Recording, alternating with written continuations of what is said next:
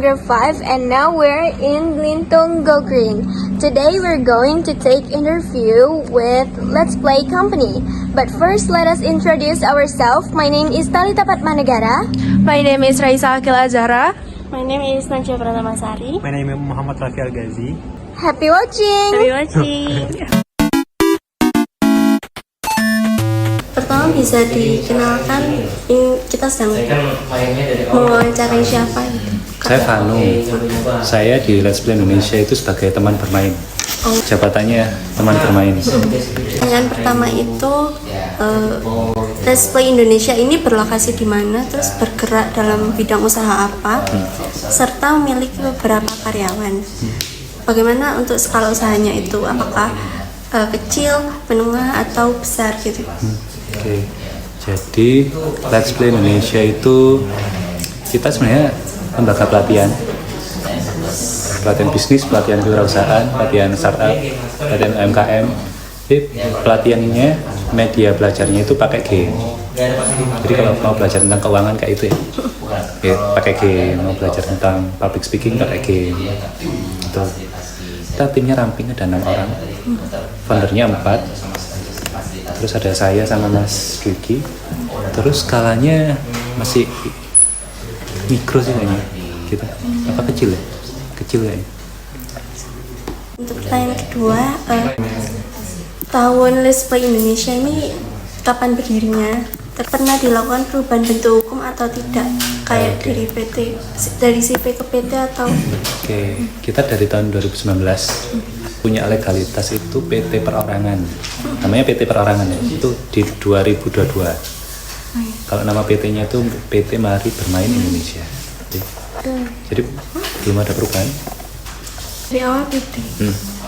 Bisa dijelasin gimana pembagian peran dan tanggung jawabnya kayak antara pemilik, manajemen, atau pihak lainnya gitu? Oke. Kalau di kita kan 6 orang ya. 6 orang itu ada direktur, itu Mas Anggara. Kemudian ada CMO, yang bagian marketing itu Pak Wawan. Terus ada CFO itu Mbak Diana. Terus ada Head of Product Development itu Mas Arif. Saya teman bermain, operasional sama Mas Dwiki. Itu pembagiannya. Jadi co-foundernya kita itu semua terlibat di aktivitas bisnisnya kita. Terus untuk kegiatan utama perusahaannya itu gimana? Pelatihan tadi, pelatihan yang belajarnya pakai media utamanya pakai game. Ya beberapa kali ada pesanan game juga, kayak pesan game digital atau pesan board game itu. Ya kita juga melayani. Oh, berarti bisa. Kalau misalnya ada orang cuma punya idenya, terus kayak gak bisa merealisasikan itu dalam bentuk game, berarti bisa sama Let's Play. Banyak yang kayak gitu. Kayaknya sih yang game tentang pengelolaan kafe, ada yang pesan ya kita bikin game tentang itu pencatatan keuangan UMKM, ya udah kita bikin bahasa isyarat. Kita ada. Berarti nggak cuma finansial atau semuanya. Game tentang simulasi pencegahan stunting kita ada. Selanjutnya, apakah ada mitra utama dari perusahaan ini? Bisa disebutkan mungkin? Mitra ya? Klien ya?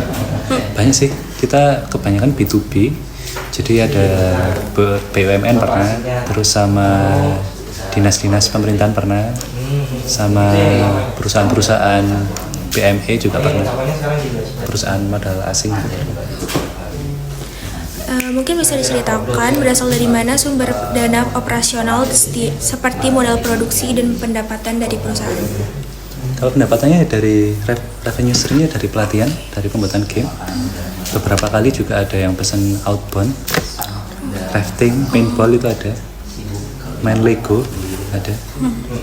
Bagaimana terkait tentang legalitas perusahaan seperti pendaftaran nama, bentuk usaha, dan juga izin usaha? Nama kita udah daftar merek 2022. Hakinya sudah ada, Let's Play Indonesia. Kalau teman-teman cek di JKI kan ada. Itu pernah disomasi tuh. Karena sama ada perusahaan lain. Jadi kita daftar lagi, kelasnya beda, itu bisa.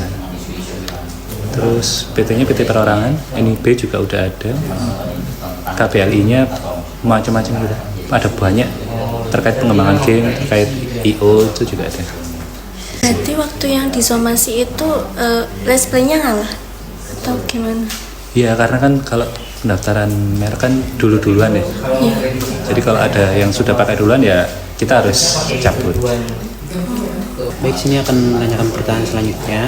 Bagaimanakah perjanjian atau hukum tertulis mengenai mekanisme kerjasama karyawan, mitra kerjasama ataupun dengan konsumen? Jika iya, bagaimana mekanismenya? MOU ya? Ada sih. Kalau kita kerjasama pasti ada MOU-nya antar dua belah pihak.